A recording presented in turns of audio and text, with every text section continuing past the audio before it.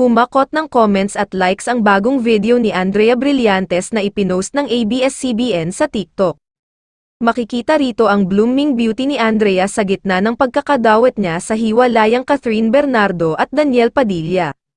Nilagyan ito ng Kapamilya Network ng background song na "There She Goes" ng Sixpence None the Richer. Samantala, wala pang pahayag si Andrea ukol sa issue habang kinumpirma na ni Catherine na break na sila ni Daniel matapos ang 11 years relationship.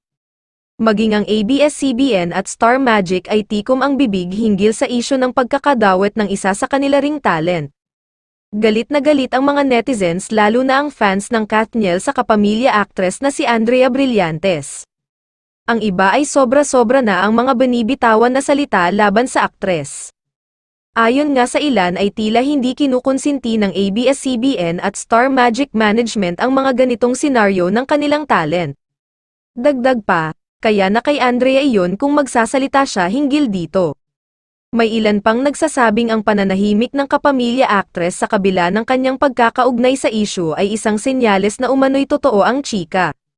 May mga nagsabi naman na baka pinagbawalan magsalita ito. Kamakailan nga ay nagsalita ang ABS-CBN at Star Magic sa naging hiwalayan ng real-life couple na sina Catherine Bernardo at Daniel Padilla. Sa statement ng ABS-CBN at Star Magic, sinaad nilang kanilang nirerespeto ang naging desisyon ng Katniel na mag-split, nirerespeto at nauunawaan ng ABS-CBN Management at Star Magic ang naging desisyon ni na Catherine Bernardo at Daniel Padilla na maghiwalay, wika ng network.